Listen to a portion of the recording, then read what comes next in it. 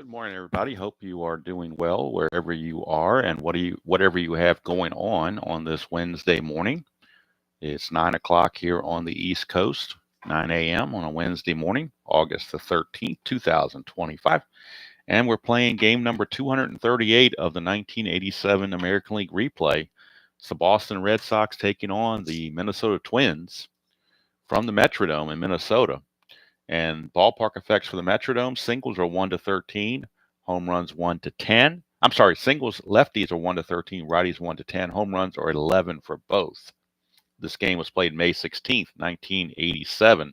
And it's Roger Clemens against Bert Blyleven is your starting matchup. You see the starting lineups, and you can see all the bullpen arms and bench players that are available to each team. So if you wonder why somebody didn't appear in a game as a pinch hitter or relief pitcher, it's because they were not on the roster. So we're honoring the roster since it's as played, obviously. So Bert I can't speak. Bert Blyleven, 1987 season, real world. He was 15-12 with a 4.01 earned run average. On the replay so far, he is 4-4 with a 5.93. So, not quite as good. I forgot to write in his record, 4-4. 55 innings pitched, 45 hits rather, 29 walks and 44 strikeouts. He has given up 10 home runs in 55 innings pitched. So the gopher ball, certainly, he gave up 27 of those in real world in the season. So the gopher ball can be, his undoing sometime. All right, so we are ready to get this game going. The Twins enter the game 16-19. Boston enters the game 13-21. And leading things off for the Red Sox will be Ellis Burks in center field. He's really struggling in the beginning of the season. He's had 55 at bats. He's hitting 200 even. Homer and 4 runs driven in. He hit 272 real world. So Blyleven's ready to deal, and we're underway from the Metrodome, 2-5. And that's going to be a line out to third base, snagged by Gary Gaetti. And that's one away, and we're underway from the Metrodome. Wednesday morning baseball. All right, Marty Barrett getting the day off, and Ed Romero will take his place at second base. On the replay, Romero's hitting 323 and 99 at bats. No homers, 7 driven in. Hit 272 real world. He had 235 at bats in the whole season. This will be at bat number 100. 4-3. It's a ground ball first base X. That is Herbeck. He's a 2E6. So you would think he would get to that.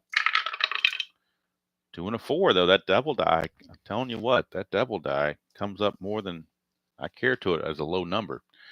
2 and a 4, though, he will get to it. It's a G3. That's an 11, and he's an E6. There is no 11, so Herbeck will range and get it and flip to Blyleven covering. And that's now two outs here in the early going. And Blyleven off to a good start. That'll bring up Wade Boggs. Speaking of good starts, Wade Boggs on the replay at 134 at bats is hitting 358. 7 homers, 16 driven in. He hit 363 real world, so he's pretty much right in line with where he needs to be. Or where he should be, that's what I should say. Not need to be, but where he should be. 2-6 for Boggs, and that's a solid single to right field. That'll do nothing but help his average. So Boggs gets the 2-out single. He was no threat to run, obviously, so he will stand pat. And here is Hello Chuck, and here is Don Baylor, the designated hitter. Baylor hitting 233 on the replay, 4 homers, 17 driven in. He hit 245 real world. First havoc roll of the game for Blyleven. That's a 12. And if Blyleven gets a wild pitch chance, he's a 10 and a 0 balk. So he can't balk, but his wild pitch is 10. So it's possible he can let one get away. 3-7 for Baylor, and that's a 1-18 single. So that's a base hit, 1 star. Red Sox attempting a 2-out rally. First and second, 2 down. It's now a clutch situation for Dwight Evans. Evans on the replay hitting 317, 6 homers, 29 driven in. He hit 305 real world. Nothing on the havoc. Boggs not being held at second. 3-7, and that's a walk. That's going to load the bases. So Blyleven got the first 2 easily, and now he is finding himself in a bit of a quandary. Bases loaded. Thank you there, Dan. I sometimes worry if there's such thing as oversaturation of content. Maybe I'm on here too much. I don't know, but I don't know. All right, so Bill Buckner is the batter, and of course, everybody remembers Bill Buckner, the infamous World Series. He is going to come up with the bases loaded and 2 outs as a clutch situation. In the clutch, he does gain a hit on 112, and he gains a hit on 3-5. So a little bit better than average in the clutch. In the replay, he's hitting 262, a homer and 16 driven in. He had 286 real world. So bases loaded, 2 outs, nothing on the havoc. Blyleven to Buckner. 6'4", left-handed. That's a catcher X. It's going to be Nieto. He's a 2E1, but you have to worry about those pass balls and wild pitches on the catcher X's. Especially when the double die comes to 1. That's going to probably be an infield hit if I didn't know any better. A 2 and a 1 is a W/S, which usually means a single, but we'll see if there's a wild pitch involved before that. 13 is the number, and he's an E1. That's always not going to be a problem. But W/S with runner on base, the pitcher uncorks a wild pitch. The catcher spins around, but he has trouble finding the ball. All base runners advance. 2 bases on the play. Okay. A 2-base wild pitch. That's weird. I don't think I've ever seen that one before. Oh, yeah, I wasn't on a rare play. I was on WS. What am I doing? I was looking at the rare play. Okay, with runners on base, the pitcher uncorks a wild pitch. All runners advance 1 base, and play resumes with the same batter at bat. Okay, so it will be a wild pitch, and it will score the run. Buckner's still going to be at bat, but the wild pitch brings home the first run of the game.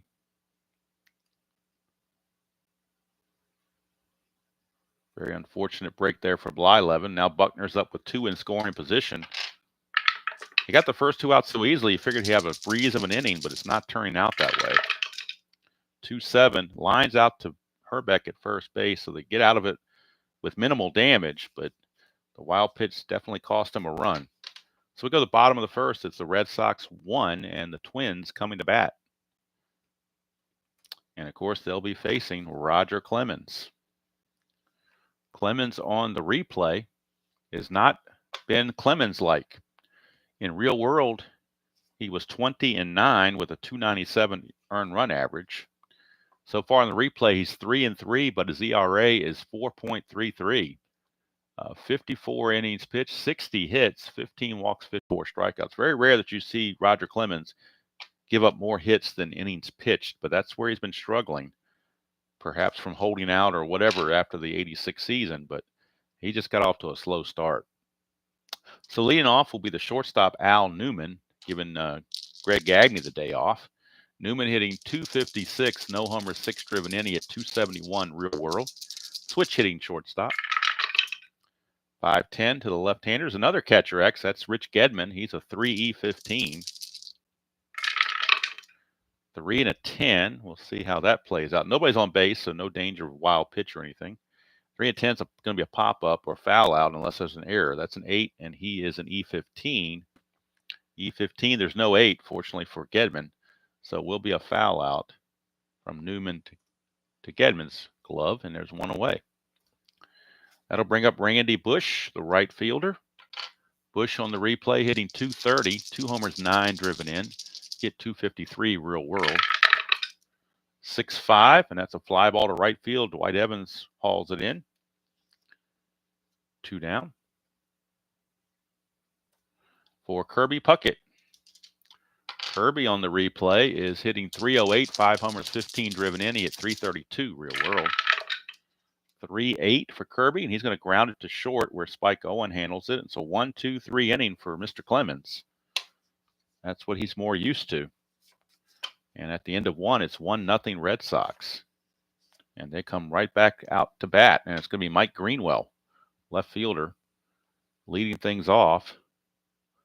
And on the replay, Greenwell has really done well in a short time. 59 at bats, but he's hit 7 home runs and 16 runs driven in, hitting 90 on the replay. He hit 328 real world. I assume he'll cool off eventually. 1-8, well, it's a ground ball to short. That'll start cooling him off a little bit as Newman takes care of him. 1 down. Tonight, we'll be back to the Demolition League. Haven't decided what game I'm going to pick. Obviously, it's one of the 5 that I played because they're 2-game series. So, going to finish up the series with one of those games. Don't know if it's going to be a repeat of the opener that I did with Toronto and Oakland, or it could be San Diego, Kansas City, could be Pittsburgh Yankees, could be anything. Haven't decided yet. Haven't made the score sheet up. Haven't done anything with that yet, but it will be tonight sometime. I don't know when. Probably around 9-ish, I imagine. All right, here's Spike Owen, the shortstop. He is really struggling, hitting a $140 and 43 at bats. He hit 259 real world, but he's only had 43 at bats. He had 437 real world, so he's got time to level that back off. 2-8, and he's going to pop it up to first for Herbeck. 2 away now. So it's hard to judge anything on just 43 at bats. It's really a small sample size. And if anybody knows anything about statistics, one of the benchmarks of having accurate stats is having a large sample size. All right, here's Rich Gedman. He's hitting 273 and just 22 at bats. No homers, 4 driven in. He hit 205 real world in 151 at bats. Blyleven, 6'10", ground ball third base X. That's Gaetti. He's a 1E12, so we know he's going to get to it. Just checking the E12. And that's an 11. We'll see make sure that's not a problem. E12 is a 12, but not an 11. So Gary Gaetti will make the play, and it's a 1-2-3 inning for Bert Blyleven. Back more to his liking. He's on his All-Star break. Does that mean he's not streaming tonight? Is that what you're saying, Chuck? If that's the case, I'll go in a little earlier. I've just been doing it later to not interfere with him and let him get most of his game done, if not all of his game done. Now, once he starts his ticker thing, I don't care. At that point, his gameplay is over. So to me, I can start my stream and I'm not interfering with him. So, but if you're saying he's off tonight, I'll go back and check his last stream and see if he announces that. And if that's the case, then I will come on with the Demolition League a lot earlier than 9 o'clock. I'll be probably doing around 8 o'clock. All right, so here's Kent Herbeck. And Herbeck on the replay is hitting 309, 10 homers, 30 driven in. And in real world, he hit 285, so not too far off.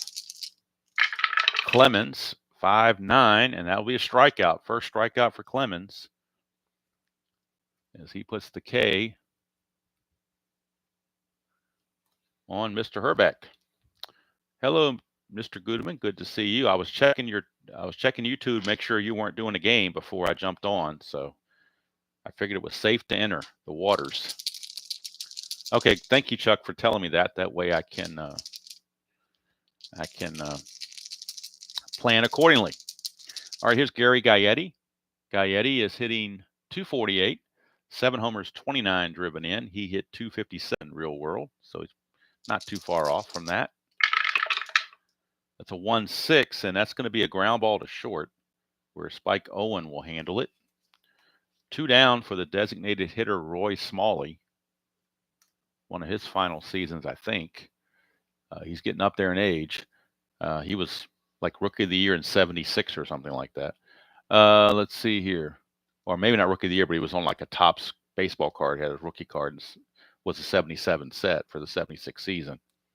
He's hitting 269, a homer, 13 driven in. He hit 275 real world. Yeah, Astros, I feel your pain. I was like that for several years. Just waiting to get home and play. 2-5, and that's going to be a single for Roy Smalley. So Smalley will single. He will not be held. And here is Tom Brunansky, the left fielder. Brunansky hitting 276, 4 homers, 11 driven in. He hit 259 real world. 111 for Brunansky. He's going to fly it to center field. Hauled in by Burks, and that's going to do it for the for the Twins, rather. We go to the third inning, and it's still Boston 1 and Twins nothing. That run scoring on a bases-loaded wild pitch by Blyleven. or else we'd be scoreless. All right, here's Ellis Burks back to the top of the order. He lined to third base his first time up. 2-5, and that's going to be a line. He's going to line to third again. He may have gotten that same role. I don't know, but he lines it to Gaetti once again. So his managers, McNamara's telling him hit somewhere else. Don't hit it to third. Hit it somewhere else. Here's Romero. He grounded to Herbeck his first time up. 111, and that's a ballpark single check. And again, the Metrodome is going to give you lots of hits. But unfortunately for Romero, righties only get to 10, and that's an 11. So Romero will not get that. That'll be a pop out to short or a line out to short, whatever you want to call it. Kind of irrelevant at this point. As long as it's to short, that's all that matters. And here's Wade Boggs. He's singled and scored the only run of the game his first time up. That's a 1-4, and it's a ground ball to short. So Newman handles that. It's a 1-2-3 inning, and Bert Blyleven, after a shaky first, has settled in, it would appear. Forgot to write in that Clemens was 3-3, is 3-3 on the replay. Blyleven 4-4, Clemens 3-3. Remember, Clemens started the season late. He was holding out. And so after that 86 World Series appearance, he held up for more money, I guess, in 87. Got started late, and he struggled. All right. So Boggs made the last out there. So we go to the bottom of the third, and it'll be Steve Lombardozzi, second baseman. He's hitting 293 on the replay. 2 homers, 12 driven in, doing very well, only at 238 real world. 6'10 for Clemens is a fly ball center field X. That's Burks. He's a 2E5. 2E5 for Mr. Burks. 2-18 is good. E5 and a 7 shouldn't be a problem. E5, nope, there's no 7 there, so it's good play for Ellis Burks. 1 away. Devil Die cooperated this time with a high number, and that'll bring up the number 9 hitter, catcher Tom Nieto. He's hitting 258 on the replay, a homer and 6 driven in. He hit 200 real world. 4-8 for Clemens is a base on balls. That'll be the first walk issued by Clemens to go with his 1 strikeout.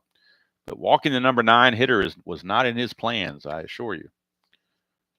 Nieto, of course, will not be held. He only runs at a 9, and he definitely doesn't steal. And that'll bring up Al What Me Worry Newman. 4-7, and that's going to be another walk. So Newman's driving Clemens mad with these walks. Back-to-back walks. And that'll bring up Randy Bird in the Hand Bush. Flew to right field his first time up. It's a 3-7, and that's another walk. So it's going to walk the bases loaded. This all coming out of nowhere. Coming out of left field. Even though Bush is a right fielder, it's coming out of left field with all these walks. And now Puckett's up with the bases loaded and only 1 out. Infield laying back for the double play, but Clemens has got to put the ball over the plate. That's job number 1. 6-7, and it's a ground ball shortstop X, possible double play. Owens is a 3, but he needs some help from the Devil Die. Needs a high number. 14 might be high enough. 3 and a 14 is only a G2. They're going to get a force play, so the run's going to score. That's a 12, and he's an E16. There's a 14, but no 12. So it's going to be a 6-4 fielder's choice. They'll retire Bush at second, but give Puckett an RBI ground out, and the game is tied at 1 apiece, as they could not turn the double play. And we're all tied up. Puckett now at first base needs a 4, 5, or 6 to get the lead. Clemens has a hold ratio of 0 with the catcher Gedman. Clemens is a +1, Gedman a -1. So Puckett's going to go for the lead. Needs a 4, 5, or 6 to obtain that lead. And he does not, but that's a 1. He could be picked off. His secondary number is an 11, so he has to get back on a 1 to an 11. If this is 12 or higher, he's picked off. He does get back, but now he cannot establish a lead, so he has to hold. And that'll bring up Kent Herbeck. 4-4. That's trouble for Clemens. 1-2 is a triple. 3-20 is a double. That'll be an RBI double, possibly a 2-run double. We'll see if Puckett can score. He was being held, but there are 2 outs. So that gives him an advantage too. So being held makes him a 16, but 2 outs brings him back to an 18.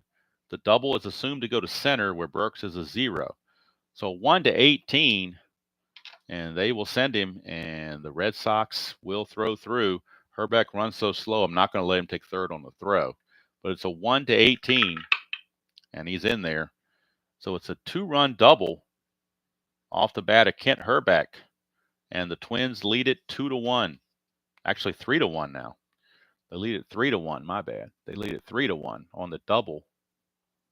2-run double by Kent Herbeck. All this happening, 2 outs. And that'll bring up Gary Gaetti with Herbeck at second base, not being held. Clemens trying to regroup. 3-3. It's a split chance. 1 to 9's a single. That's a 2. It's only 1 star. So that's going to put runners at the corners. And that was big because usually on the overthrows, the batter automatically gets the extra base. But when a guy's a slower runner, I don't allow that. My rule is he has to be at least in the teens to move up, at least 13 or higher speed. If you're a slower guy, I don't think you take the extra base like that. I don't like just giving the extra base. I think that's too generous. All right, so that'll bring up Smalley. Gaetti will be held, but won't try to go anywhere. That's just my house rule. You can do what you like to do.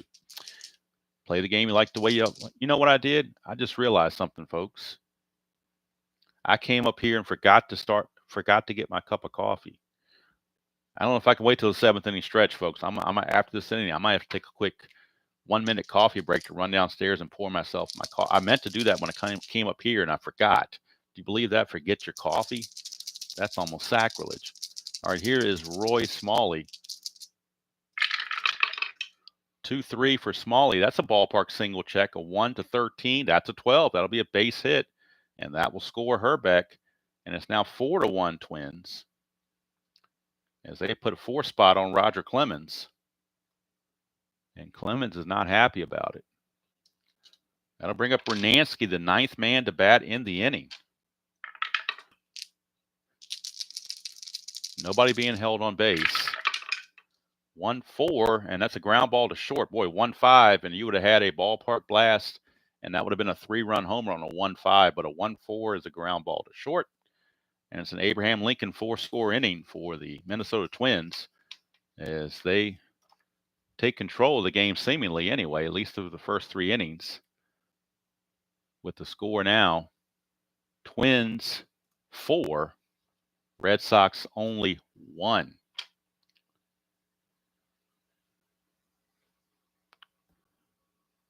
Hello, Miss Harden. Good to see you. And hello, Tony. Good to see both of you. Yes. I'm gonna have to take a quick minute break just to run downstairs and get my coffee. All I got. It won't take long to run downstairs, go pour my coffee, and get back up here. So I will do that, and hopefully.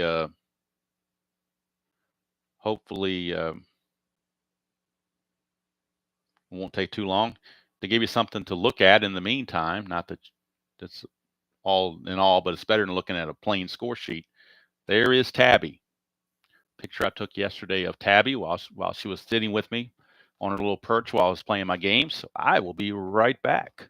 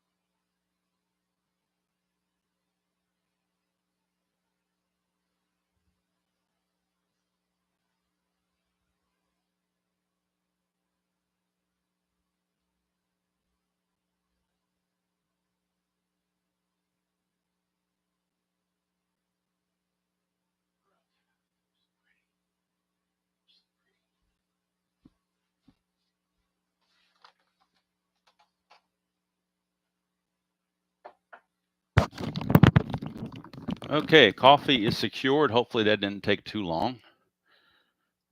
But I felt like I had to have it to continue successfully.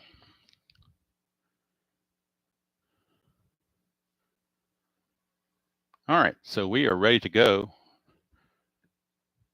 Coffee now in hand. So it may be a bad analogy, but I kind of akin this to Linus and his blanket. If you remember Linus from Peanuts and his blanket, I feel like I've gotten more secure now that I have my cup of coffee with me. I'm not a coffee addict. I just enjoy coffee. There's a difference, you know. So, all right. So Don Baylor will lead things off against Blyleven. Baylor singled his first time up. 1-7 for Baylor, and he strikes out. And ironically, in the 87 season, Don Baylor will get traded to Minnesota later in the year. Don Baylor had the distinction of being on 3 consecutive World Series winning teams. Well, not winning teams, but 3 consecutive World Series appearance teams, I should say. He was on the 86 Red Sox, the 87 Twins, and the 88 Athletics. They all went to the World Series 3 years in a row, 2 of them, of course, winning. So that was kind of a unique feat that he was able to pull off doing that. So, but he's down on strikes, and that is actually the first strikeout for Blyleven. Took him 4 innings to get there. He got there. And here's Dewey Evans. Walked his first chance. 1-6 for Evans. Oh, 1-5 would have been a home run, but he'll still get something good out of it. 2-20 is a double, so he's going to get a double. He won't get the home run, but he will crack the double. And that'll put him in scoring position with 1 out for Billy Buckner. Billy Buckner. Tabby's getting up there. She's almost 13 years old. I don't know how Mookie is, so it might not be a fair fight, but she's in her senior years, no question about it. We're hoping to get maybe 3 more good years, healthy years out of her.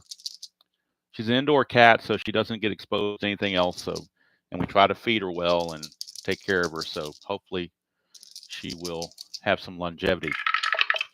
1-4, and that is a fly ball center field B ? Could try to move up to third, but really it's not. I don't think that's so worthwhile. Down 4-1, you're already in scoring position. Why take the chance? Plus, gets arm in center field. Just happens to be a -4. So don't think you want to go that route. Here's Greenwell. Greenwell grounded to short his first time up. 3-5, and that's a walk. So Greenwell draws the base on balls. That'll bring the tying run to the plate and little Spike Owen. Not much of a home run threat, obviously. Spike Owen hit 2 home runs in real world, though. Would have to get them. Well, he'd only hit them against lefties, apparently, because I don't see any home runs against righties. But he is in a clutch situation where he will gain a couple of hits, 1 on 110 and 1 on 112. So he is a pretty good clutch hitter, according to Strat-O-Matic.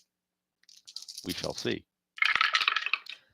2-6 for Spike Owen, but this time he grounds it to Gaetti, and that will end the inning. They will leave 2 on base, and forgive my penmanship. I do, out of all the guys the main guys that do Strat-O-Matic on YouTube, the 2 most popular, I guess, would be Spokane Steve and Mr. Guterman. Both of them have infinitely better penmanship than I do. So, and I acknowledge that. And like Clint Eastwood said in the movies, man's got to know his limitations, and I definitely know my limitations when it comes to penmanship, which is another reason why I printed the score sheets out. So you can at least see the lineup and the ratings without my chicken scratch. It does take a long time to do that, so I probably won't do that very often. But for a couple of games, I did it just to try it out and just to play with my PDF editor a little bit. Give me an excuse to use that. But it's just going to take up so much time to do that because it takes a lot of time to put all that stuff in. All right, here's Lombardozzi. Remember, they batted around. Lombardozzi led off the inning, last inning, flying to center. Bernansky made the last out, so we're back to Lombardozzi again. 2-11, and that's a ballpark single check, which is a 1-10. That's an 8, so Lombardozzi leads off with a base hit. Let's see here. He's not going to be held. And that'll bring up Nieto. Now, unlike the 24 season, when I was playing last night looking for somebody that could bunt, they were all D bunters. Tom Nieto is an A bunter, so they're going to have him bunt. And the Red Sox are expecting it, so they bring the infield in. Checking Havoc, nothing on Havoc. Let's see who fields the bunt. That would be a 4. So let's check the chart and see who fields it on a 4. That is the first baseman. So it's going to Buckner. B bunter, so 9 or less is what he needs. That's a 5. That's perfectly good. Good sacrifice. Buckner will just field it and tag the runner coming up the line. So it's sacrifice hit 3 unassisted is how I'll score that. You can score it any way you like. Doesn't matter. The only thing that matters is the runner gets to second base with 1 out. That's the bottom line. All right, here's Al Newman. He is fouled to the catcher and walked. Did score a run in that big 4-run third. 3-7, and that's a pop-up to third. Wade Boggs will handle that. And now 2 outs in a clutch situation for Randy Bush. And in the clutch for Bush, he gains a hit on 3-10 and 3-3. So gets a little boost there. Clemens will try to avoid his column 3, which he does. It's a 4-5, but he didn't avoid trouble here. 1 to 19 is a double. That's an 18. That's a double, 2 stars. But with him on second base, because of the sacrifice bunt, he will score. And it's now 5-1 Minnesota. Randy Bush, an RBI double. And Clemens is frustrated even further. Maybe he didn't take enough roids. I don't know. But whatever the case may be, he's frustrated. He's down 5-1. And here's Kirby Puckett. Can't walk Puckett because you got Herbeck ready to powder the ball right behind him. So 2-8, and that's a ground ball to short. Spike Owen will handle it, but another run, another brick in the wall, as Pink Floyd would say, to Roger Clemens' outing. It is a 5-1 ball game after 4. And the Twins are going to try to make Clemens feel comfortably numb at the end of this game. All right, here's Rich Gedman. Yeah, Tony, I actually did a Terry Felton replay using different game engines, trying to get him a win. I could not do it. He either got a no decision or a loss in every start. That I didn't do his relief appearances. I just did his starts. And I did it in Strat, and I did it in payoff pitch. I might have even done it in inside pitch. I don't remember. But I couldn't get a win for him. He was 0-13, and I could not get a win for him. But if you look at my playlist, you will see a Terry Felton replay. Because I wanted to get him to win so bad, and I just couldn't. It just didn't work out for me. So not sure what happened there. But anyway. Clemens is supposed to be tired, by the way. I almost didn't catch that, but Strat Computer is telling me he is tired. So Boston bullpen, let's look at, well, you can see their bullpen here. They have 2 lefties, Tom Bolton and Joe Sambito, 3 righties, Steve Crawford, Calvin Schiraldi, and Wes Gardner. So it looks like Wes Gardner is tossing in the bullpen. So Rich Gedman will lead off as the Red Sox try to find their way back, like Jefferson Starship. Line out to third, and there's 1 away.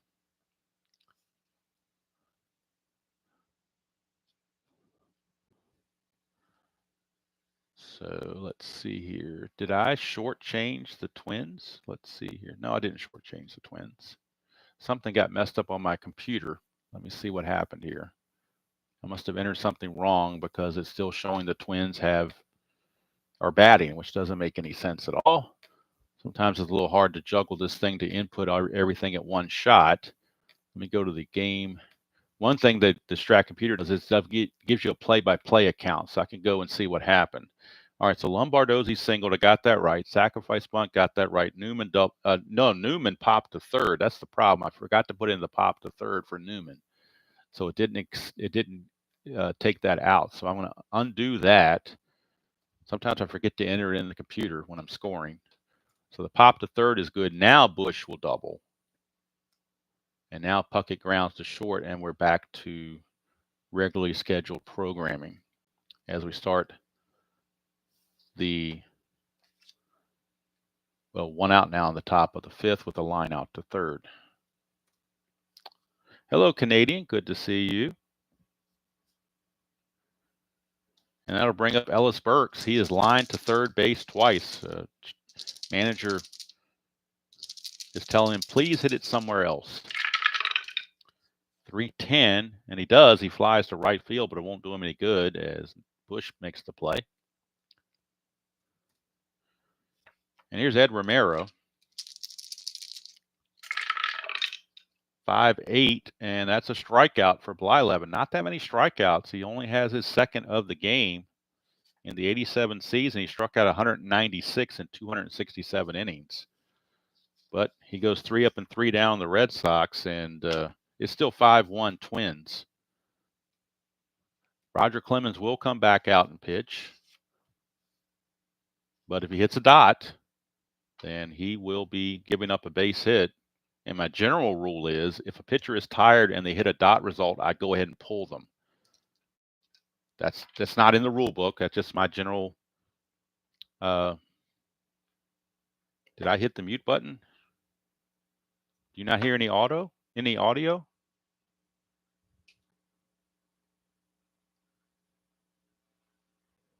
Does anybody else hear audio?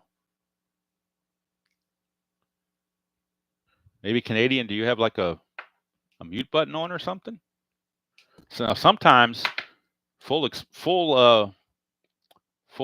do you call it? Full transparency.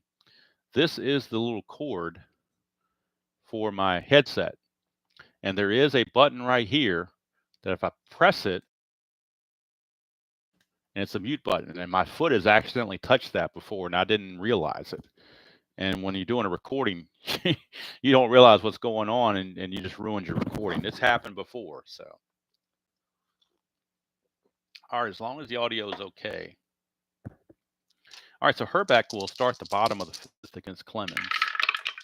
That's a 4-7, and that's a walk. So Clemens, a little shaky once again with the base on balls.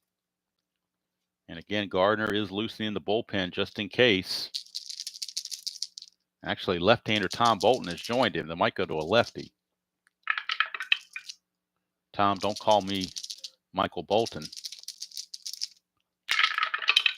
All right, 1-5 for Gaetti. Ground ball shortstop A, that'll help. That's the pitcher's best friend. 6-4-3 double play. So that certainly helped the cause. If you're Clemens, that is. Double play, and that'll bring up Roy Smalley. Not a problem, Canadian. If there's a problem, I like to know about. Hello, Harquin. See you. Hello, Andrew. Good to see you guys.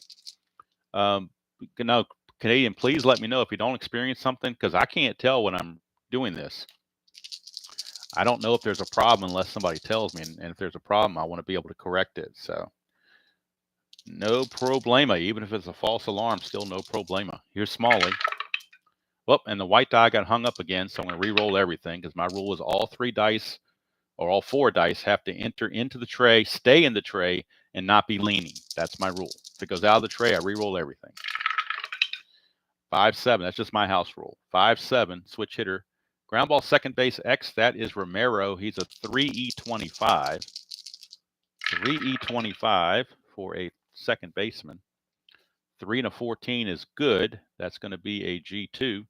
That's an 11. He is an E25 as a second baseman, but there's an 11. Oh, boy.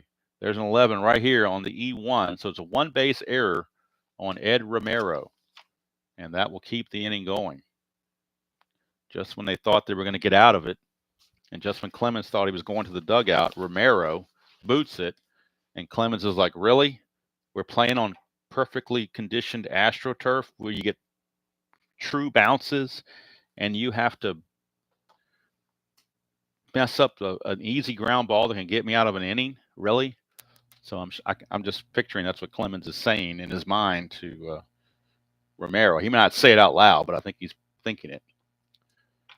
So 2-out error will keep the inning going for Tom Brunansky. And for Brunansky, he'll step to the plate. 2-8, and that's trouble. 1 to 8's a double, 9 to 20's a single. That's a double 2 stars. And Clemens thought he was out of the inning. Now all of a sudden you got second and third with 2 outs. And Clemens is really steaming. Here's Lombardozzi. In the clutch, Lombardozzi will lose a hit on 3-9. Otherwise, he is neutral. It's a 1-6, and it's a ground ball to short. And Newman bails out. Owen bails out Romero so that they don't give up anything. But how about that? A walk, a double, an error, and a double play prevent a run from scoring. So at the end of 5, it is still 5-1 Twins. Blyleven's fatigue inning doesn't start until inning number 7, so he's in good shape there. Wade Boggs is your batter.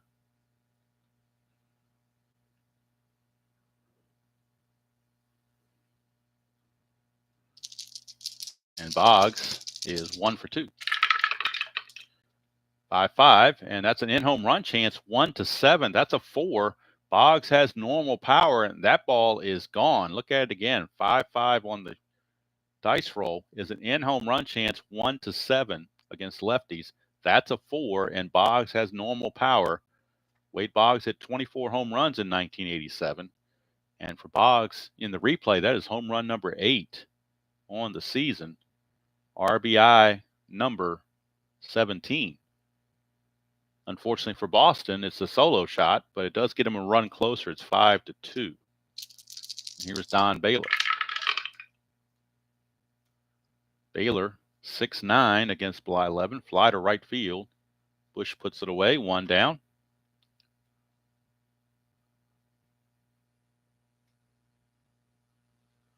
And that will send up Mr. Evans. He has walked and doubled. 3-7, and he will walk again. That is, let's see, 1, 2, that's the third walk issued by Blyleven to go with his 2 strikeouts. Evans, no threat to run. He will not be held. Here's Bill Buckner. That's a 2, chance for a balk or pass ball. We're looking at a pass ball rating, but Nieto has a 0, so no chance of a pass ball. 5-5. And once again, that same result that Boggs homered on. We're back at it again, 1 to 7, but that's a 9, so it'll be a double instead. Double to center, and Evans will hold at third base because Kirby Puckett has a -4 arm and they're down, so you're not going to take chances on the base pass with only 1 out. But they got a rally going, and Mike Greenwell stepping to the plate. Infield is back. They need outs. They will gladly give up the run to get the out in this situation. 5-4, but that's a straight out in-home run chance, and he's got normal power. It is gone. The gopher ball is getting to Blyleven. A 3-run shot for Mike Greenwell, and just like that, we got a tie game at 5. The Homer Dome is striking again. Or should I say Burt Blyleven's gopher ball is striking again. Home run for Greenwell. That is home run number 8 for Greenwell in just his 61st at bat of the season. Wow, that 5 column is really a killer to Blyleven. In home run, right there together. And now all of a sudden, the Metropolitan or the Metrodome crowd is kind of stunned. It is a 5-5 ball game. Just like that. Here's Spike Owen.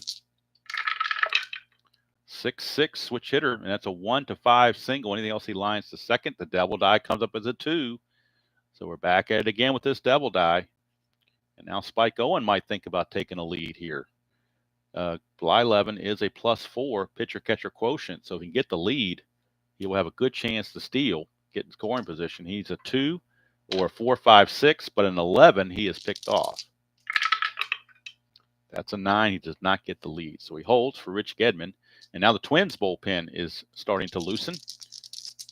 Twins bullpen. They just added a new player that got called up, Alan Anderson. He has just been called up by the Twins, so he is available to pitch if need be, along with the regulars that are usually there. But it gives them a second left-hander besides Joe Klink. They were starting to wear Joe Klink out, so they need another lefty. So that was a big deal. 1-5 for Gedman. That's a pop out to short for out number 2. Gedman is out of there. 2 down, and we're back to the top of the order for Ellis Burks.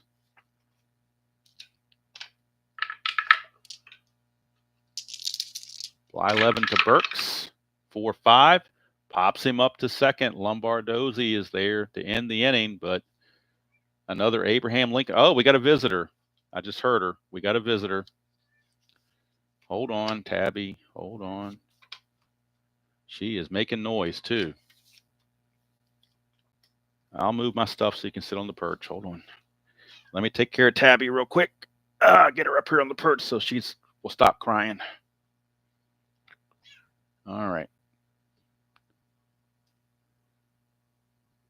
And no, you're not going to bite at my cables. No, you're not going to do that. No. You're already starting to bite at my cable a little bit. We can't have that. All right. All right, now I think she's settled in. All right, so Clemens is out. He's got a new life now with a tie score at 5. And we'll see what he does with Nieto.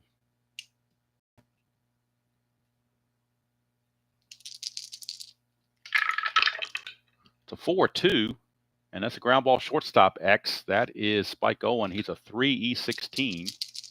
Hey. No, you're not going to bite at that. 3E16. 3-9. Let's check the 9 on the 3 for the shortstop. 3-9 is good enough. G3. That's a 9 also on a E16. Nope. No good. Nope. No error there. So good play for Spike Owen. He handles it. 1 down and back to the top of the order for Al Newman.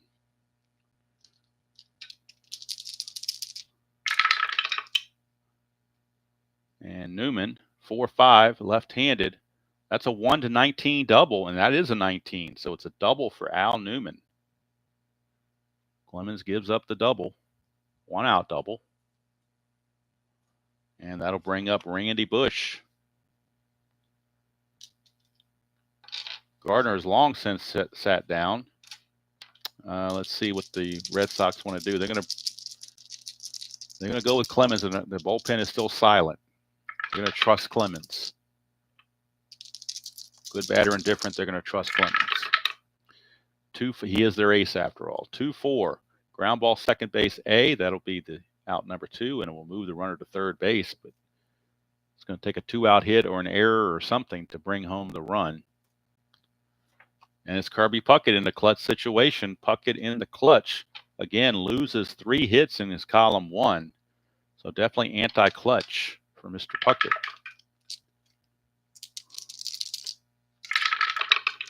That's a 1-8 for Puckett. And again, he just lost that hit. That's a single, but it's anti-clutch. That 1-8. Don't know how well it shows up on the thing here, but anyway, 1-8. That Omega symbol takes that single away and turns it to a pop out. We're going to pop out to short and end the inning. And at the end of 6, we are all knotted up at 5 apiece. Nothing has been decided. We're going to hit to the 7th. This is Blyleven's fatigue inning.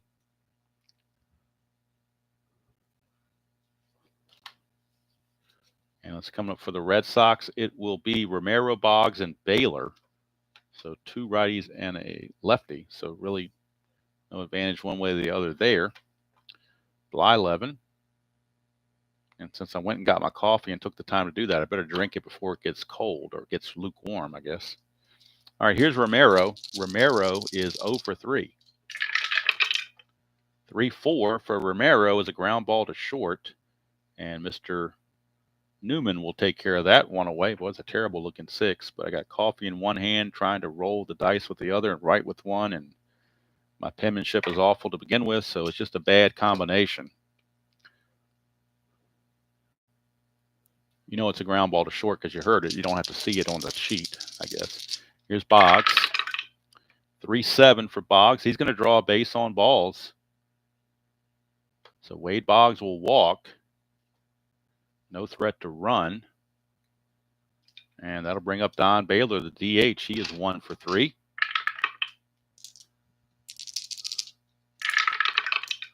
6-7. That's a strikeout for Blyleven. Only his third strikeout of the game. A little bit light on strikeouts in this game, unlike the 24 season I was playing, or am playing.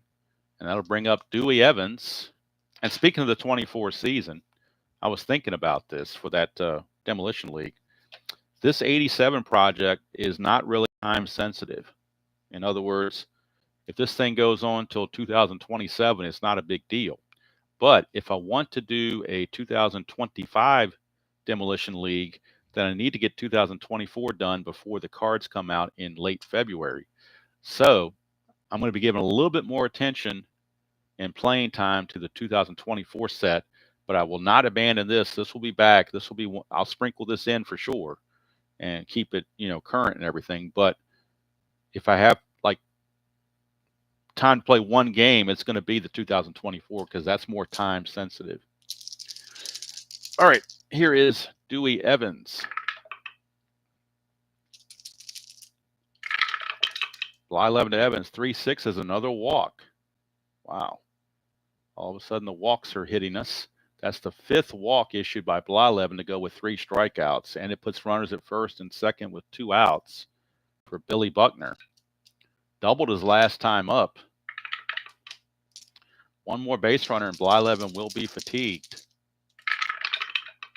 It's a 5-2. It's a fly to left, and that's hauled in by Bernansky to get him out of the inning.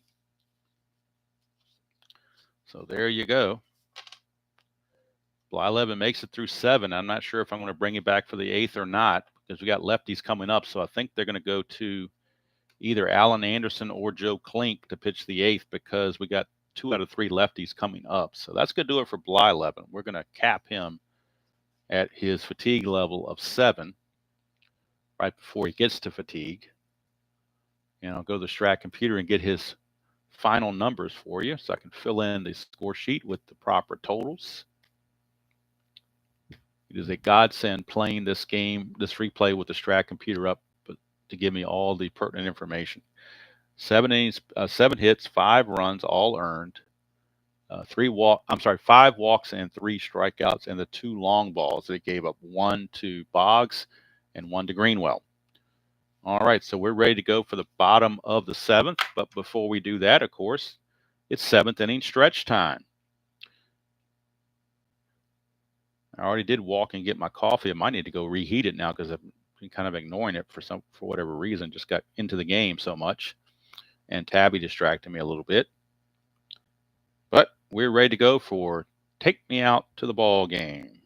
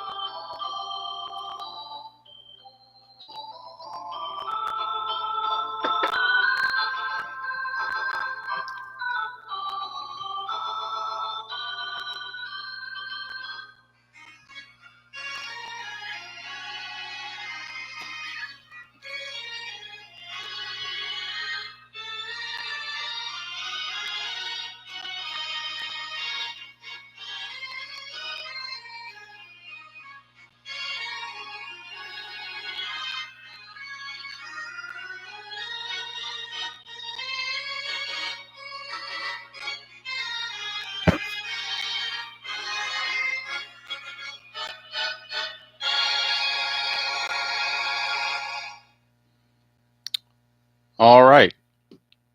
7th inning stretch is complete. I'm still drinking my another sip of coffee while Tabby invades. Now she's ready to move back to her abode of the perch. Kind of wreck my score sheet here, Tabby. Gonna put a bend on that, didn't you? Let me take this puppy down. Don't want that flying up in the air like somebody has their hair put their finger in an electrical socket and their hair goes up in the air. So let's take that down and keep it secure. All right, so Roger Clemens will come out and pitch the bottom of the 7th. He'll be facing Herbeck, Gaetti, and Smalley. His fatigue inning is the 8th inning, so he's still good as far as fatigue goes. So we shall see. Here's Herbeck. 2-3 for Herbeck, and that's a ballpark single check, which is 1-13, so that's a base hit here at the Metrodome. Base hit for Herbeck, and that will bring up Gaetti. And now the Boston bullpen starting to stir again, with Clemens allowing a base runner. Steve Crawford, a right-hander, is loosing in the Boston bullpen. Here's Gary Gaetti. Gaetti. 4-4 to Clemens, and that's trouble. 1-12 is a home run. That's a 4. It is gone, and so is Clemens. That's going to be his undoing right there. 4-4 against a right-hander. A 1-12 is an in-home run chance. He's got normal power, and the double die is a 4, and that just sealed the doom of Roger Clemens. He will now exit. Home run, Gary Gaetti. 2-run shot. It's now 7-5. Favor of the Twins. And for Gary Gaetti, that is home run number 8 and RBIs 30 and 31. And that's going to be bye-bye for Mr. Roger Clemens. He's going to go 6+. He's going to give up 9 hits and 5. And let's see here, 9 hits. Actually, 10 hits. My bad. I didn't put in the home run yet. 10 hits and 7 runs. Let's go to the actual box score here and get that complete information so I don't fumble over looking through the score sheet. Let's see here. 10 hits, 7 runs, all earned, 4 walks, and only one strikeout in the entire game. That's definitely un-Clemens-like. He had 256 strikeouts in 282 innings of pitching, but the only strikeout he got the entire game was Kent Herbeck in the 2nd inning. That was it. So Clemens doomed. And let me fix this. I was getting ready to write a 9 here, and it should be a 10. So let's fix that real quick. 10 hits allowed by Clemens.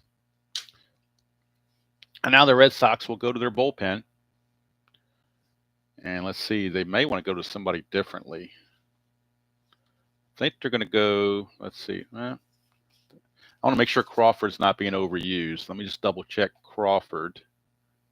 And I don't want to wear him out. That's the good thing about the computer too. It gives you the percentage of usage, you know, how they're doing compared to what they did in real world at this point. So you can tell if you're overusing the guy. If he's like 150%, that means you need to not use him so much. Gardner is at 106%, so that's okay. I can use him. So we're going to bring in Wes Chauncey Gardner. He will be the new Red Sox pitcher. On the replay, he is 0-0 with no saves and a 7.65 earned run average. 20 innings pitched, 29 hits, 10 walks, 17 strikeouts. Gardner, a starter and not a starter, but he's a relief pitcher. And in real world, 3-6, 5.42 ERA. So 7.65 is a little high for him, but we'll see what he can do. He's a -5 on the hold, so that certainly helps. Not that the Twins are going to steal a lot, but every little bit helps, I guess. All right, so the Rocket gets blasted. It is now 7-5 Minnesota. Still nobody out, and here is Roy Smalley against Gardner, 2-6. That's a 1-5 single, but double die this time. A little more friendly to the Red Sox, and it's a line out to second. 1 away for Tom Bernansky. The Twins need this game bad. If they win, they'll be 17-19. And as we look at the standings real quickly, Oakland, who lost their last game, is now 20-15. So if Minnesota can win, they'll pull within 4 games of first place as they try to climb that American League West. Boston's down there with Baltimore near last, so they're just playing out the season. So it's an important game for Minnesota. 5-10's a fly ball center field X. That's Burks. He's a 2E5. 2-16, he'll get to it. E5 shouldn't be a problem, I wouldn't think, for Burks. Let's see, that's an 8, and he's an E5 center fielder. There is no 8. 16-2 is an F3. So good play for Burks. 2 down. And that'll send up Lombardozzi. Lombardozzi 1 for 3. 4-7, and that's a ground ball. Second base X. Romero, a 325. 3-15, he'll get to that. Devil Die's been kind here the last couple rolls. Let's see, it's an 11, and he's an E25. E25, but 11 comes up again. Second error of the game on Romero. That 11 has been getting him both times. That's the second error on Romero. He committed an error back in the 5th. Second error by Romero will keep the inning going. Put Lombardozzi at first with 2 outs for Tom Nieto. And you would think on the nice poly turf at the Metrodome that the bounces would be true and they wouldn't have any fielding problems, but Romero's certainly having his issues. Here's Nieto.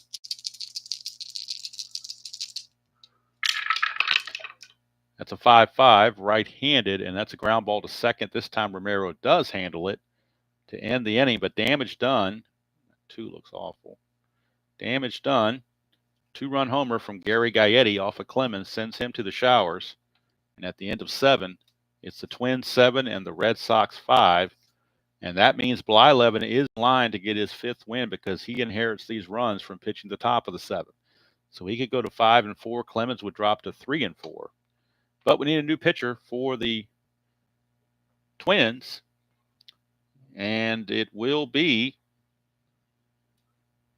I think they're going to call in the Colonel here. They're going to call in the Colonel, Joe Klink.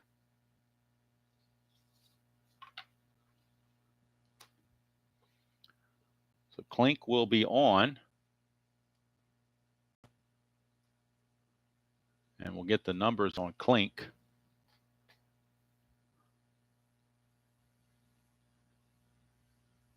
Wait a minute, what in the world is going on here? Hold on, folks. Computer is being silly here.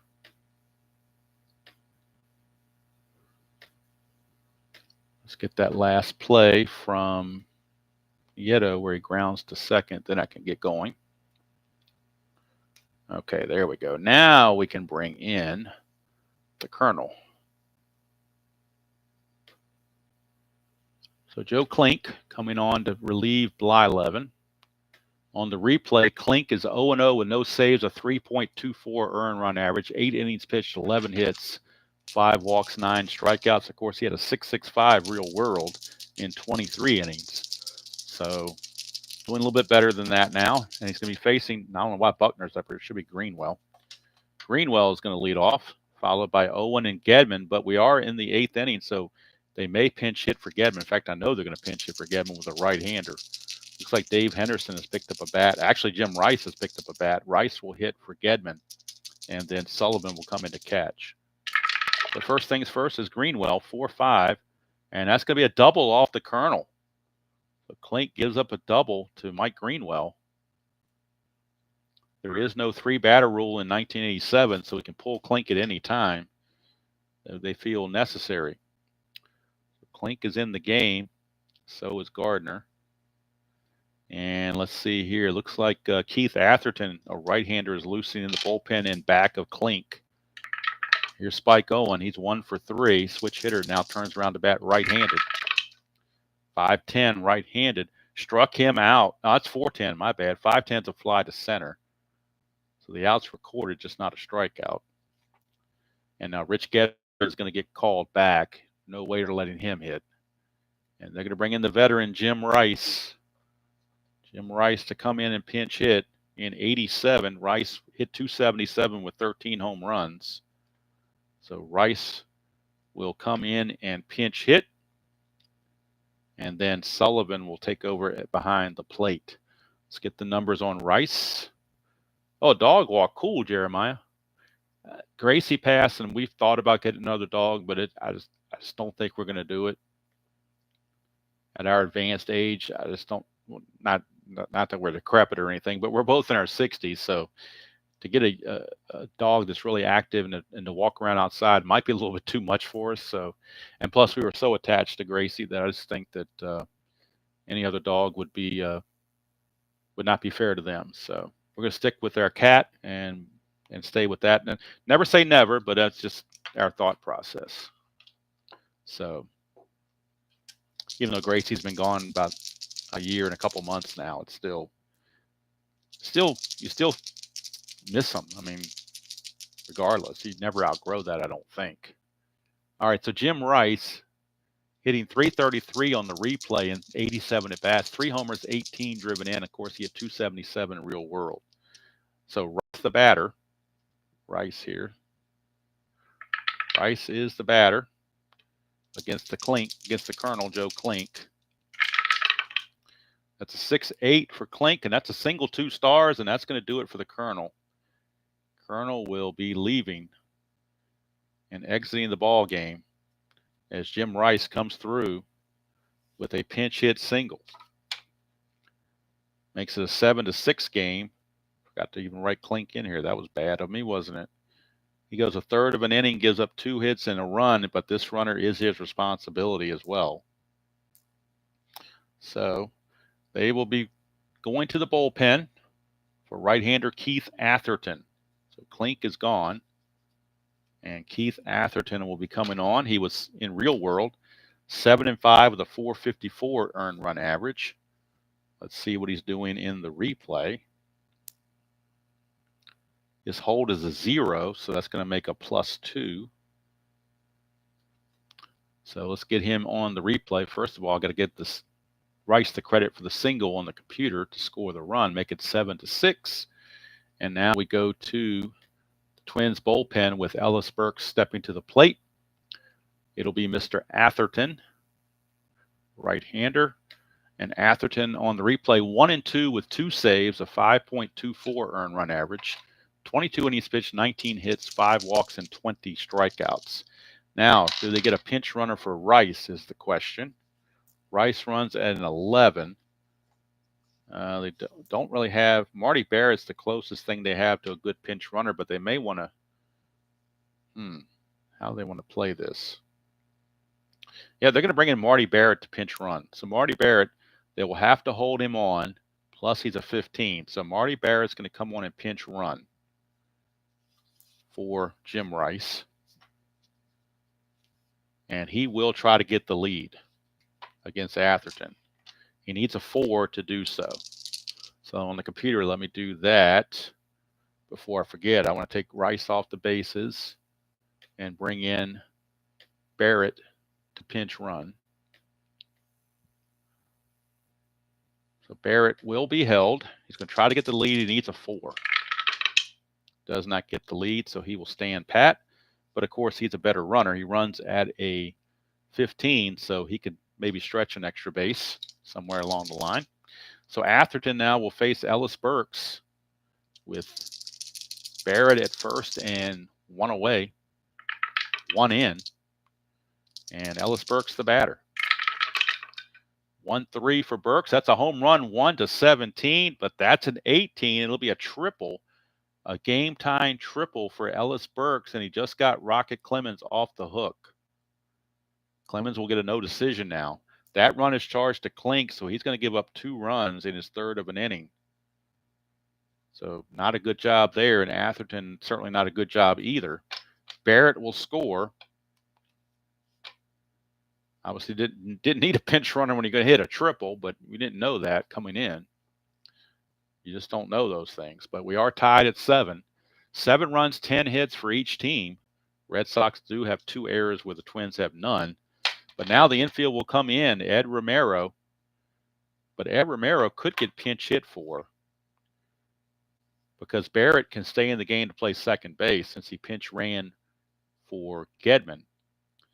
So Barrett's going to stay in the game, and he will be in this spot right here. So Barrett will be in the number 9 position. He's going to stay in the game to play second base. Dave Henderson will pinch hit for Romero. We will have Hindu pinch hit for Romero. and this is the spot the catcher Sullivan's going to go into.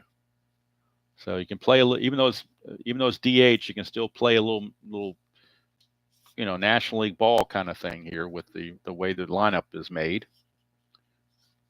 So Dave Henderson will be coming on to pinch hit for the Red Sox. He hit .234 real world. Let's see what he's doing on the replay. Yes, Jeremiah, ballparks. You said you saw it. Okay, never mind. All right, so we're going to the bench again for the Red Sox, as John McNamara is making as many moves as he can possibly think of. And Henderson will hit for Romero. Henderson on the replay is hit .237. 7 homers, 19 driven in. He hit .234 real world, so he's right on line with that. Infield is obviously in with the go-ahead run at third base. Atherton has to settle in. It's a 1-6, and it's a 1-5 double. That's a 5. It would have been a sac fly either way, but he'll take the double. And once again, great managing by John McNamara. Brings in the right pinch hitter, and he gets a double. Red Sox take the 8-7 lead. And Henderson will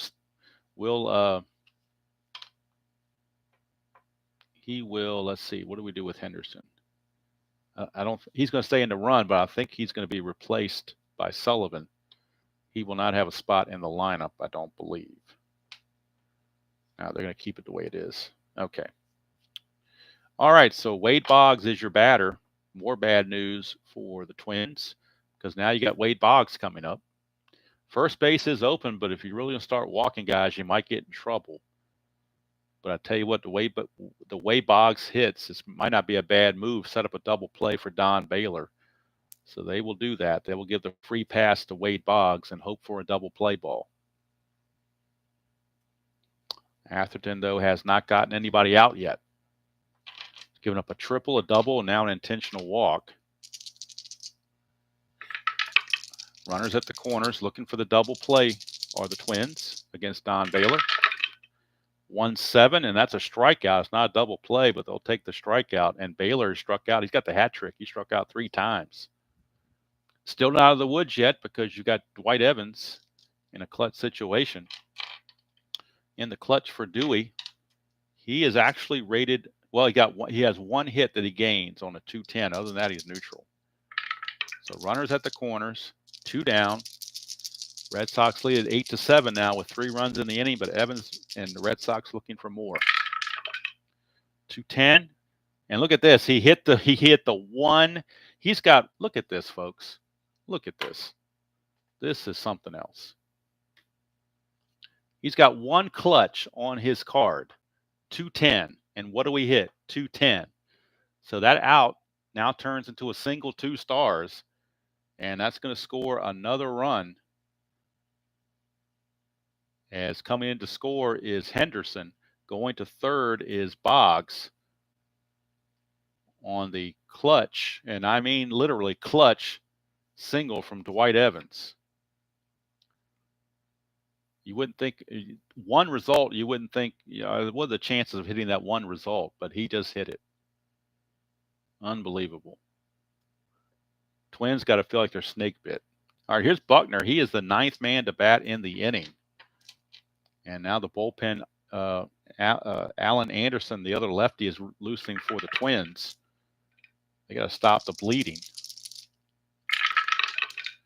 5-4, and that's a fly ball center field X, so Puckett has a chance to stop the bleeding. It's a 1, and we know he's going to get to it.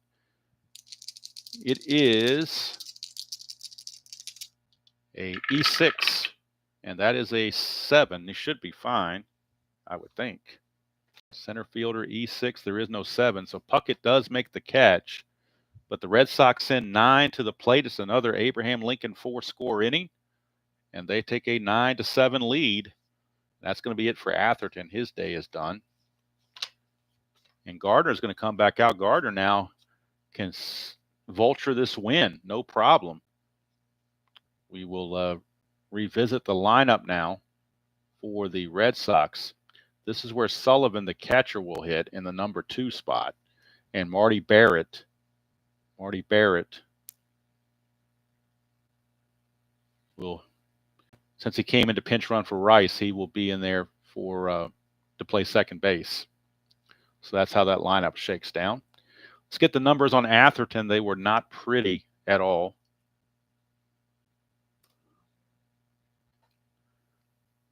Hello, John. Yes, I do play replay baseball once in a while. I especially like their computer. It makes it, it's a very good, makes it very nice to, I use that to enter games from other, sometimes I'll use that to enter stats from other games because it's so user friendly. But yeah, or I do have cards and dice as well, so I do like it. It's a little backwards to me, but because you start with the batter and the pitcher has to adjust to what the batter does. Whereas most games you start with the pitcher and see what the, what happens from there. So let's see. Let me get this on the computer and get everybody in position. Sullivan's the new catcher. There we go. All right. All right, so Wes Gardner coming back out. So I was going to check Atherton. That's what I meant to do. So let's see what Atherton's final numbers show up as. Keith Atherton, 2/3 of an inning. He's going to give up 3 hits and 2 runs. He is the losing pitcher of record right now. A walk and a strikeout. But Wes Gardner taking advantage of everything. He is in, and he'll be facing the top of the order, Newman, Bush, and Puckett. And the Twins thought they had one going for them, but now all of a sudden, they were up 5-1 at one point, and now they trail 9-7. But it's not over in the Metrodome. Anything can happen. 4-3, and there's a ballpark single check, and it's a 1-13. That's a base hit for Al Newman. Much like Fenway Park, a game pretty much is never over at the Metrodome because of the effects. All right, here is Randy Bush.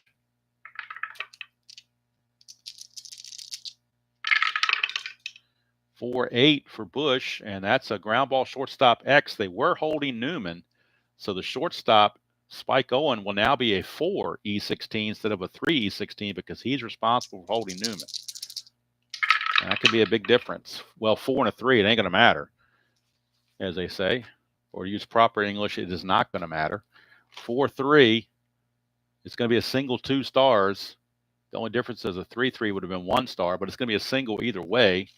Newman will take third. Bush singles. That error chance is a 15, and Owen's a 16.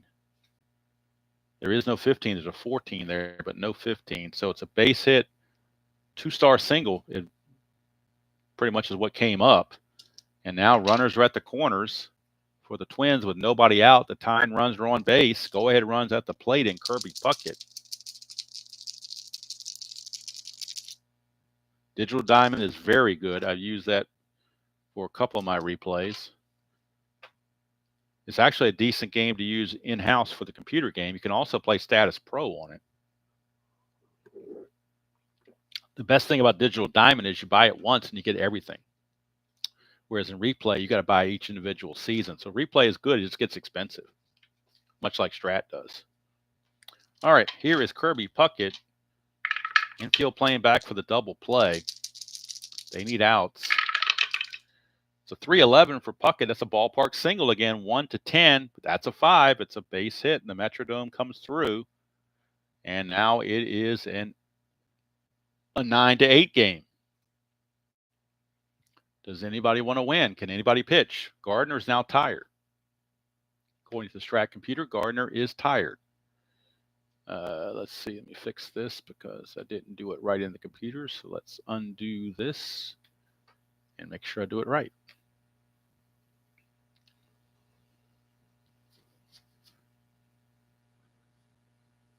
Let's see. Give Puckett his single.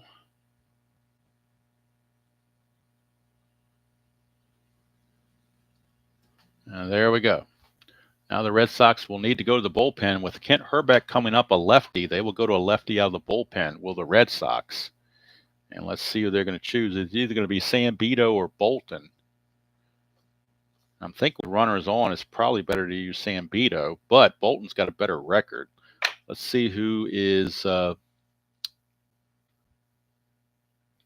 one of them is overworked or anything like that. I don't show either one as being tired. Bolton only 28%, Sambito 125%. So that tells me to use Bolton. So Bolton is going to come on. In the 87 season, he was 1-0 with a 4.38 ERA real world. See what he does here against Herbeck. Herbeck notorious for not being able to hit left-handed pitching. It's one of the reasons why you make this move, despite, and also the fact that Gardner's tired, but it's a reason you go to a lefty, obviously. In the replays, 0-2 with 2 saves and a 9.90 earned run average. 10 innings pitched, 17 hits, 5 walks, 8 strikeouts. First and second, nobody out. Would normally be a good time to bunt. You could get the lead and go into the ninth, but you're not going to bunt with Kent Herbeck. He's a D bunter, and he's got the power. So even against lefties, they're going to let him swing away. 3-10, and he grounds it to second. 4-6-3 double play. And that's why you bring in the lefty right there. Good move by Tom Kelly. Runner goes to third, but you get 2 outs on it. That's literally a twin killing, as they say, since we're playing the Twins. So now Gary Gaetti is up, and they're going to pull Bolton. So Bolton's going to go 2/3 of an inning. He's going to face 1 batter. But again, we're not in 2024. You can face 1 batter. He gets 2/3 of an inning. He does his job. And now they will go to a right-hander out of the pen. And the right-hander will now be Steve Crawford, I believe, is going to come on. Right-hander pitcher Steve Crawford. Crawford 5-4 and a 5.33 ERA real world. Let's see what he's doing. Can't close the book on Gardner yet, so I'm going to hold off on him. Let's go to the bullpen and bring in Mr. Crawford. Crawford, 2-2 with 2 saves and an ERA of 2.88. 25 innings pitched, 26 hits, 13 walks, 18 strikeouts. Bush is at third with 2 outs. Gary Gaetti is your batter. Clutch situation. Red Sox clinging to a 1-run lead. 2-12 for Gaetti. That's a strikeout plus injury. How about that? So he's going to strike out, and he may need to leave the game. He's got to roll a 1-4 to stay in it. He does stay in it. He fights it off, so he will not be injured. Now he can close the book on Gardner, since Crawford came in and got that huge strikeout. Keeps the score 9-8 after 8 innings of play. And now Calvin Schiraldi loosing in the Red Sox bullpen.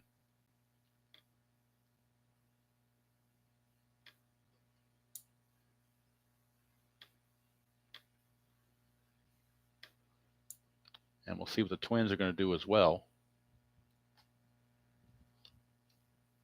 Let's get the numbers on the relief pitcher,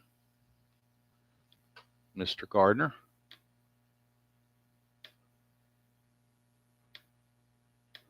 Gardner went 1 inning, gave up 3 hits and a run. No walks, no strikeouts. All right. So the Twins will need a new pitcher. And we'll see how they want to play this. Atherton was used. Coming up for the Red Sox, it'll be Greenwell, Owen, and Barrett. So left-right switch, so it really doesn't matter lefty-righty on this. I think they're going to bring in Jeff Reardon. He needs work. Even though he's a closer, he hasn't pitched in a while, and he needs work. So he's on there just to try to keep it close, Jeff Reardon. So we'll bring in Reardon. So I can find his card. It's buried under somebody here.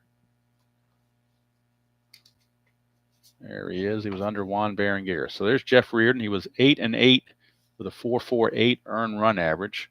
Of course, the 87 cards, and I think most of the Strat cards don't, maybe the new ones do, but they don't list the saves. So I don't know. Circle in the sand. John, circle hand is something that where the internet stream gets interrupted and it just starts going. It's just there's a little circle that comes on the screen. I'm not seeing that on mine. My end, I don't know if Dan, if you're getting that on your end, but on my end, it looks like it's fine. Let me make sure. Maybe it is, and I just wasn't paying attention to it. I'm not getting anything on my computer, so maybe I am getting circles in the same. Oh no, my hand just came up, so it's a buffering circle. Okay, it's finally back. Okay, I just want to make sure because I'm watching the game on my phone because the main laptop screen is covered by my Strat computer, so I can't see that. So I'm watching on my phone to try to make sure, and it could be just a buffering thing, like you said. So hopefully it's not a, something that's going to last, and hopefully we can get through this last inning without any problems. Right now on my end is still good, so we'll see. On the replay, Reardon 1-1 with 6 saves, a 3.45 earned run average. 16 innings pitched, 13 hits, 4 walks, 11 strikeouts. So Greenwell will lead it off here in the ninth. So far, so good on my end. It's not circling. Hopefully, it's not on you guys' end. 2-6 for Greenwell, and that's trouble. 1-4 is a triple. 5-20 is a double. So Greenwell, his second double of the game. He has doubled twice and homered. He has been the offensive star of the game for the Red Sox, along with Wade Boggs. It's been Greenwell. So he doubles, and here's Spike Owen.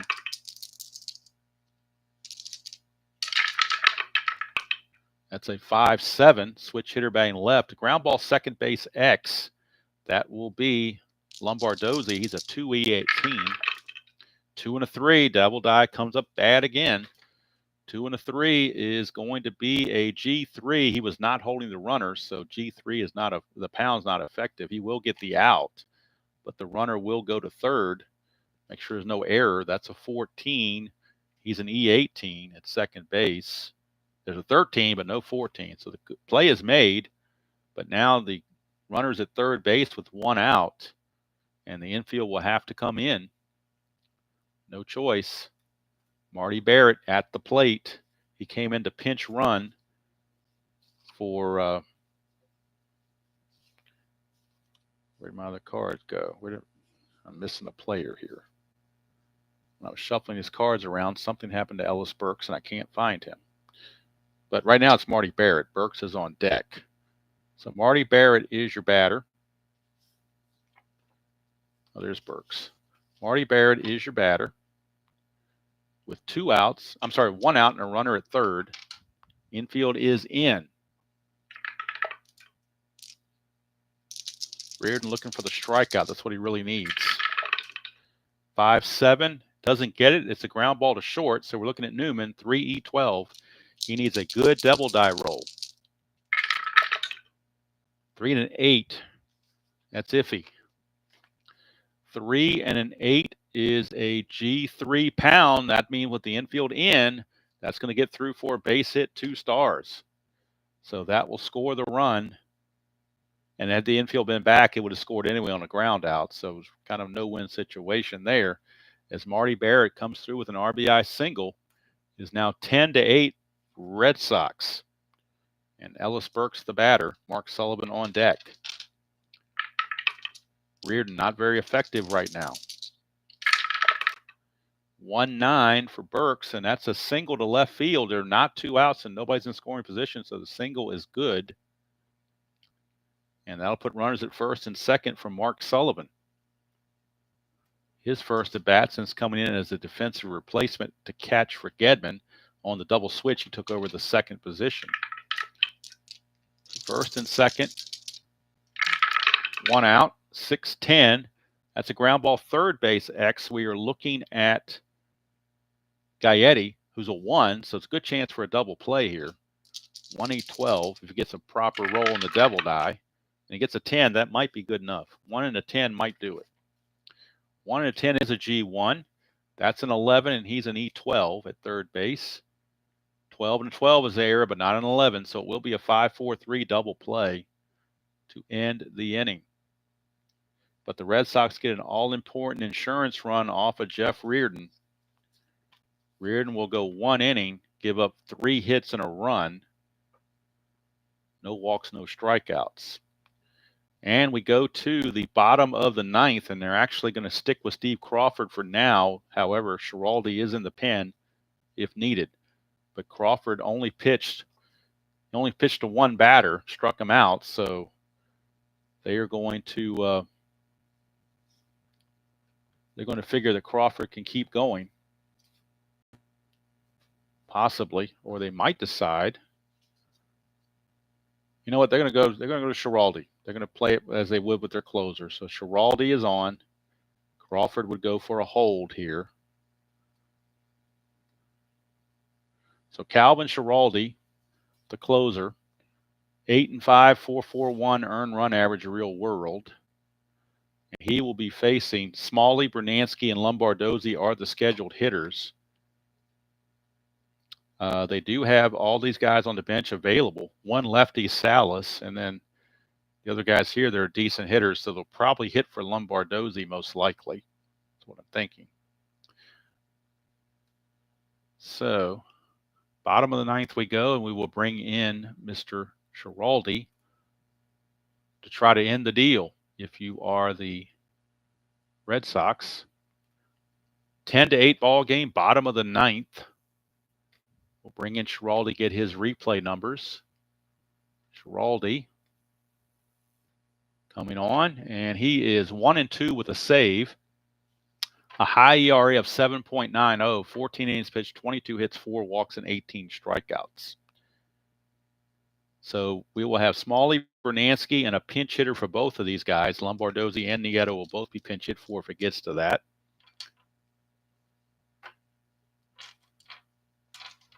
Oh, cool. Good thing, Jeffrey. Hopefully this game does not go extra innings. I will be checking that out. All right, here's Smalley, the DH. He will bat against Schiraldi. That's a 3-7 for Smalley, and he struck him out. So Schiraldi gets the strikeout to start the 9th. Could be a killer game for the Twins to lose. They had it in hand, and they really need these wins to make up ground in the West. But the Red Sox looking to spoil them. Here's Bernansky, 1-6, and he will get a 1-9 single. That's a base hit for Bernansky. Now the tying run comes to the plate. That's really all you can ask for in the 9th inning. Lombardozzi is being called back, and they will go to a pinch hitter. Mark Davidson will do the pinch hitting. Davidson, and then Salas would pinch hit for Nieto. But Davidson, a 267 hitter, real world, will pinch hit for Lombardozzi, and Mark Salas would pinch hit, assuming there's no double play here. Mark Salas would pinch hit, and he will later go to the Yankees, but he would pinch hit for Mr. Nieto. First things first.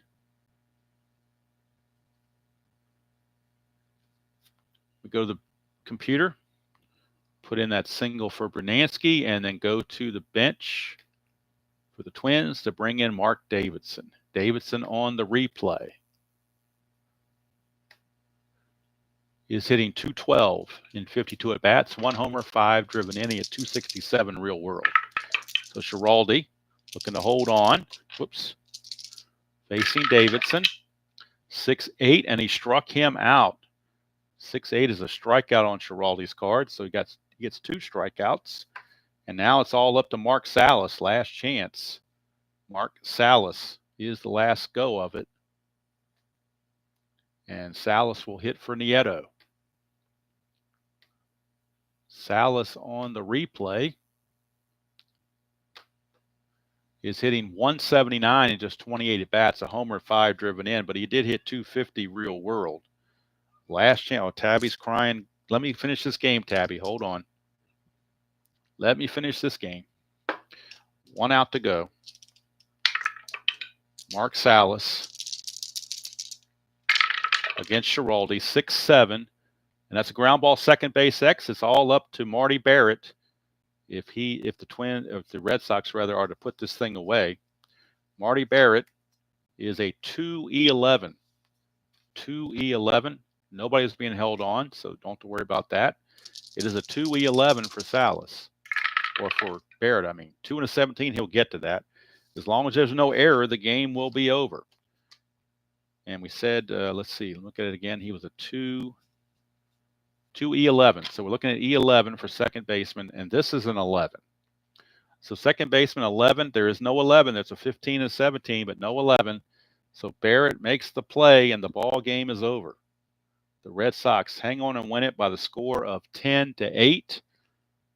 And we will be getting the totals here very shortly. Let's put this in the computer and wrap this thing up and get ready for Mr. Guterman's game in 1962. Don't want to hold him up too much. So we'll go to the box score and get the final results. So for the Red Sox, 10 runs, 15 hits, and 2 errors, both on Romero. Twins, 8 runs, 14 hits, and no errors. The winning pitcher is going to be Wes Gardner. He gets the win. He will be 1-0. Schiraldi gets the save as he goes 1 inning, gives up a hit.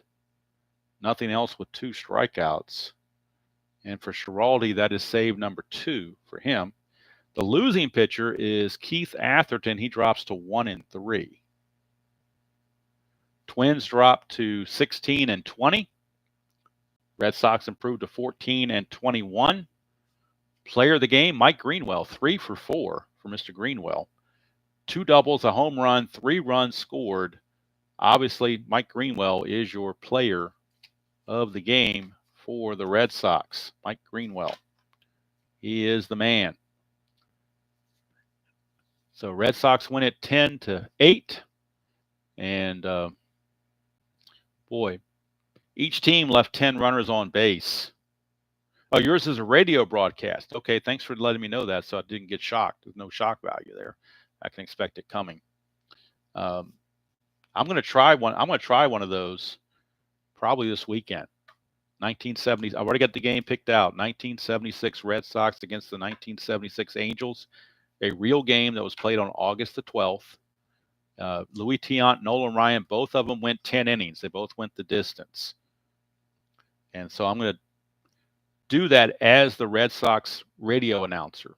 Like you're on the East Coast listening to a game on the West Coast late at night. That's the thing I'm going for.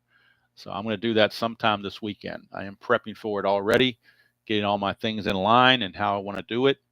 And we'll see how it turns out. It'll be something different for me, but I do appreciate, Jeff, you coming up with that idea, because I always like to try stuff new and see how it goes. Maybe it's something I like. Maybe it's something that's not for me, but you never know until you try it. So anyway, game 238 in the books here in the 1987 replay. Later tonight, sometime around 8 o'clock, I'm assuming, Eastern, will be another game in the Demolition League 2024. It'll be one of the matchups that we just saw in game 1. I'm not sure which one I'm going to pick yet. We'll wait and see.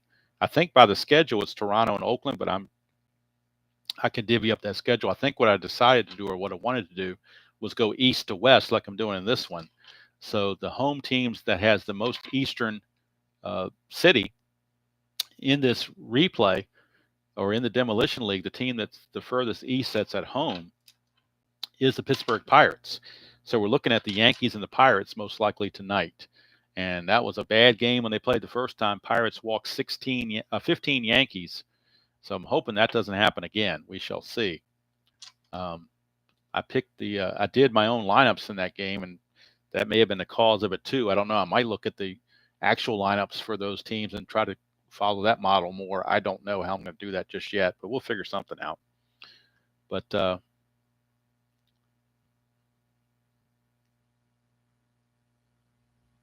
yeah, when I was a kid, I mean, I can remember in 1982 in high school, and don't hate me for this, but I was a Padre fan. I loved Tony Gwynn. He was a rookie that year, but really I liked their uniforms. Most people didn't like San Diego's uniforms. I happen to like their uniforms. But in the AM, even here in Virginia, we could get the Philadelphia Phillies station loud and clear on the radio. So I would listen to Harry Callis and I believe Chris Wheeler was his sidekick. And on the AM radio, I think it was 12. I don't remember what the call sign was or what the number was, but I can clearly remember sitting in bed about 2 in the morning I think it was it wasn't a school night, obviously. I think it was a Friday night or Saturday night or something. I don't know what it was, but I can clearly remember sitting in bed listening to Harry Callis call that game. I think it went extra innings, and they even came on and said, "If you're still with us, thank you for being up this late," and everything like that. So those memories are priceless. 12-10, probably the right one, midlife. Thank you. But I can remember they might have had more announcers than those two, but those are the two names I remember the most. And Harry Callis was so iconic, legend radio announcer. He also did the NFL films for lots of years, but he was a Philly announcer, and I can remember those Philly against the Padres in '82 vividly in my mind, like it was yesterday. So, Jeff, looking forward to it. If everybody wants to switch on over to Jeffrey Gudeman's channel and get ready for some radio baseball from 1962. The screen's going to be blank. It'll just be a black screen probably, but just listen to the radio and kind of close your eyes like you did when you were a kid. I think that's what he's going for there. So that's going to do it from here. Final score again: Boston 10, Minnesota 8. A wild one here at the Metrodome, but that can happen when you're in the Metrodome. And Twins. A disappointing loss after leading 5-1 after 5 innings, but the bullpen imploded. Joe Klink and Keith Atherton couldn't get it done, and they fall 10-8. So thank you all for spending part of your Wednesday morning with me. And now we're going to go ahead or at least I'm going to go ahead and get this broadcast finished, and we'll get ready, or I'm going to get ready to go listen to some Jeffrey Gudeman 1962 announcing on the radio. So until next time, enjoy playing whatever game you choose to play, however you choose to play it. Oh, wait, where in Virginia are you? I'm just south of Richmond, I'm just outside of Petersburg is where I'm at currently. That's where I'm living right now. I grew up in Richmond, or just outside of Richmond, on a suburb of Richmond, but I'm living down near Petersburg now, about 20 minutes south. So I'm about an hour away from the North Carolina border and about 2 hours away from DC. So anyway, as I was saying, that's wanted to get that in there so I wanted to answer the question. Until next time, enjoy playing whatever game you choose to play, however you choose to play it, and I will see you all down the road.